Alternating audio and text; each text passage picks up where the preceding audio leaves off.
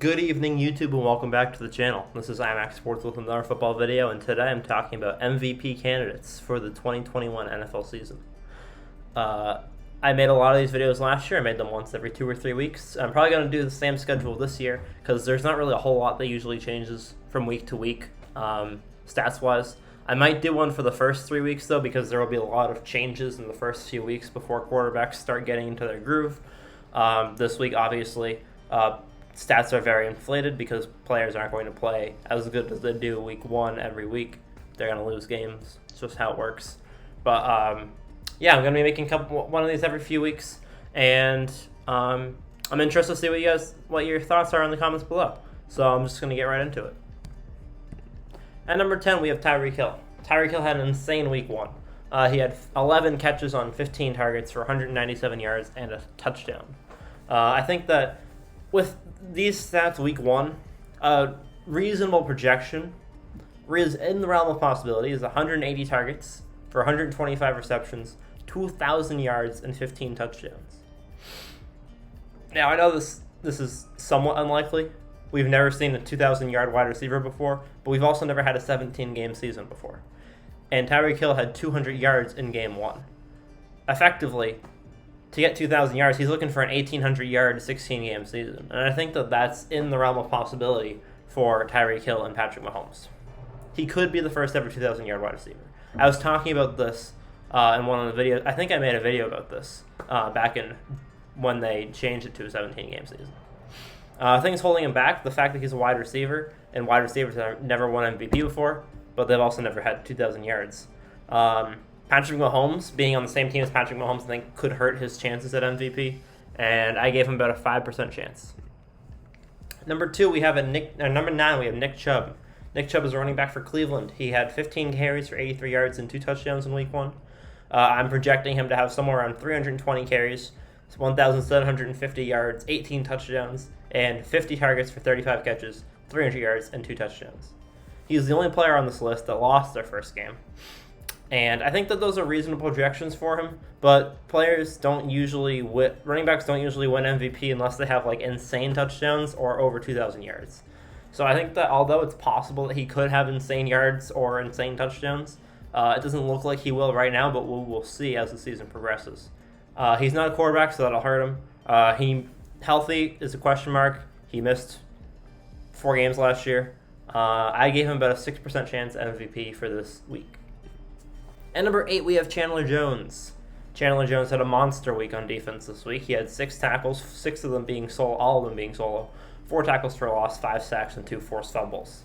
He missed most of last season due to injury, and if he were to stay at this pace for the rest of the season, he would have 102 tackles, all of them being solo, 70 sacks, 24 forced fumbles, 34 forced fumbles, and 68 tackles for a loss. 56 tackles for a loss. Math is hard. I'm projecting him to have more reasonable scores of about 70 tackles, 55 being solo, 20 sacks, 25 tackles for a loss, 10 forced fumbles, 2 fumble recoveries, and 5 passes defended. 10 forced fumbles would be a new NFL record. He had 8 2 years ago, and this year he has 2 week 1 with 16 games left. So I think it's very possible. It would be interesting if he could beat the sack record or the forced fumble record this year. If he does, I think that there's a possibility of him being MVP, but I think it's very likely he wins Defensive Player of the Year if he can keep up anything close to these stats. The things holding him back from MVP is the fact that he's a defensive player and they win very minimally, and I give him about a 7% chance. At number 7, we have Christian McCaffrey. I didn't want to write out McCaffrey, so I put McC. He had 21 carries for 98 yards in week 1, and he had 9 targets for 9 catches and 89 yards in the air. He missed most of last season due to injury, and I project to have somewhere around 1,500 yards, 11 touchdowns, 110 receptions for 1,100 yards, and 6 touchdowns, breaking the all-time scrimmage yard record with a new record of 2,600. I believe Chris Johnson was somewhere in the 2,500s or the 2,400s. If he was over 2,600, I apologize, but I don't think he was. Things holding him back, the fact that he's not a quarterback, team performance, question mark, because I don't know how the Panthers are going to do this year, even though they beat the Jets. And I gave him about an 8% chance of winning the MVP. I put all of the percentages very close. Later on in the season, I'll have some players much higher, but right now they're all like within 5% of 10%, because like you really don't know. And number 6, we have Matthew Stafford, the first quarterback on the list. And there are no more other positions. It's just quarterbacks now.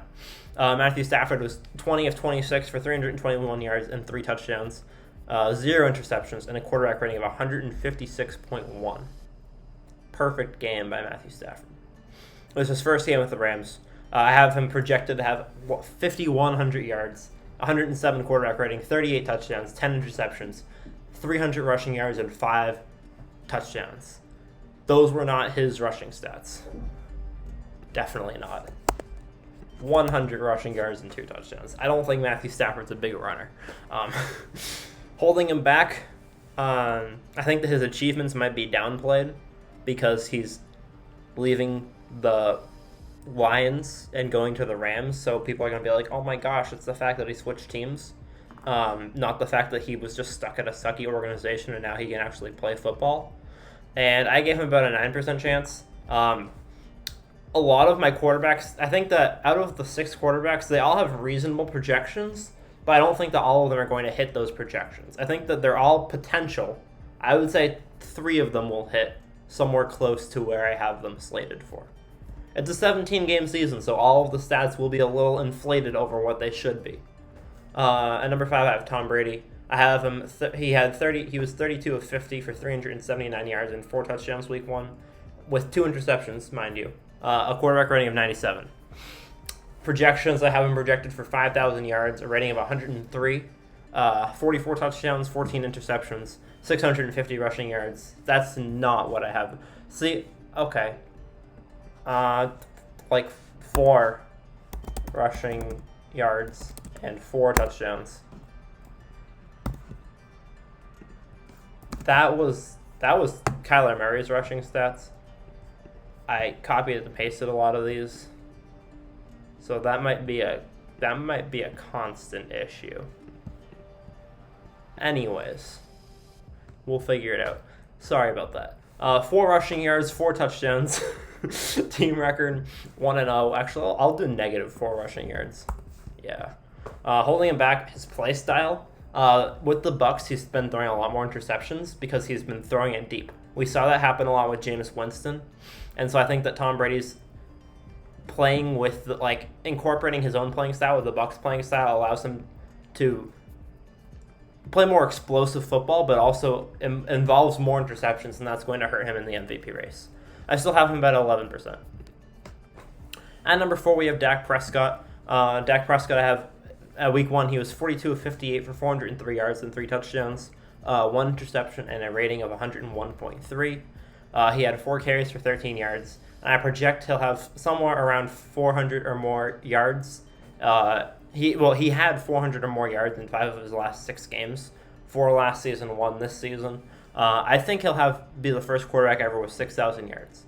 I honestly believe if he played a full season last year with 16 games, he would have hit 6,000. The record is 54-76. 77. 76 was Breeze, 77 was Manning. I think that he could honestly, legitimately have 6,000 yards and still not win the MVP. I think he would, if he got 6,000 yards, I don't think his touchdowns would be up to par with Brady or Mahomes. So he'd have probably around 35 touchdowns, 13 picks, and a rating of 99 or something. Holding him back, his health, I don't know. He looked very healthy last week, but I really don't know how that's going to impact him. Touchdowns, I think that he's never been a big passing touchdown guy. Elliott's gotten a lot. I know Elliott didn't have a great week 1, so that might help him a little bit. So I gave him about a 12% chance. I think his yards definitely give him a big boost up, and if his team does well. He did lose too, so him and Nick Chubb both lost week 1. At number 3, we have Russell Wilson. Russell Wilson was 18 of 23 for 254 yards and 4 touchdowns last week, the second of 2 nearly perfect quarterbacks. 5 carries for 9 yards. I project he'll have around 4,500 yards, a quarterback rating of 110, 39 touchdowns, 9 interceptions, And although he didn't run much week 1, I think that he'll start running around a bit. He'll have somewhere around 500 to 600 yards and 4 rushing touchdowns. Team record 1-0, and holding him back, sustainability. Last year, I was bought in on Russell Wilson and the Seahawks. I was bought in before the season started.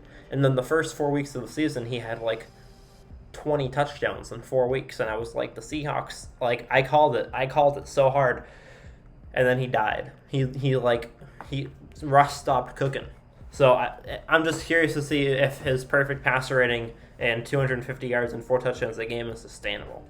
Last year, he started off with like 1 interception the first 5 weeks, and then he had like 13 by the end of the season. So, sustainability is my only question for him. Kyler Murray, I have at number 2. This is where Brady and whoever else is rushing stats came from. 21 of 32 for 289 yards, 4 touchdowns, and 1 interception. Quarterback rating of 121.0 for week 1.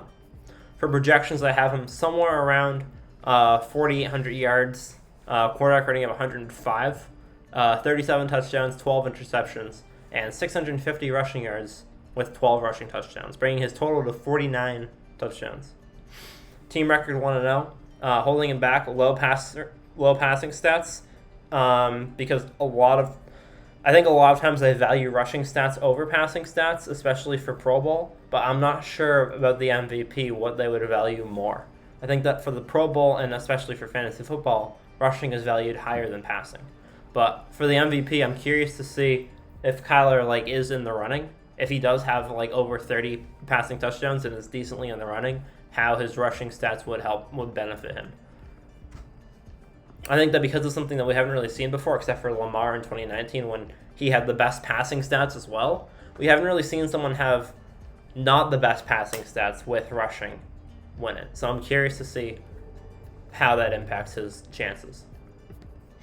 And at number 1, I have Patrick Mahomes. You can't make an MVP list without Mahomes being number 1 until further notice. He was 27 of 36 for 337 yards and 3 touchdowns last week. Although he wasn't perfect like what Russell Wilson or Matthew Stafford were, he was most well-rounded this week. He had 5 carries for 18 yards and a touchdown as well.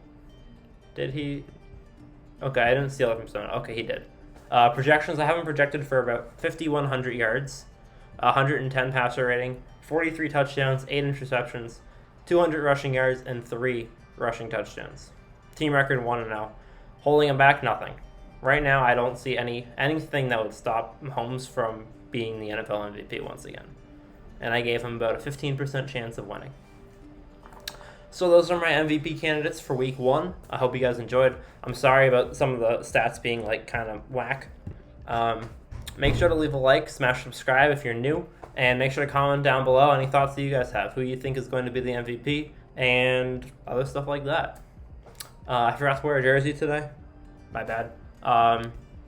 This was kind of a chill video. It was very late, so I did fix the issue with my camera lagging out in the middle, so that's good. So I guess I'll see you guys on the next one.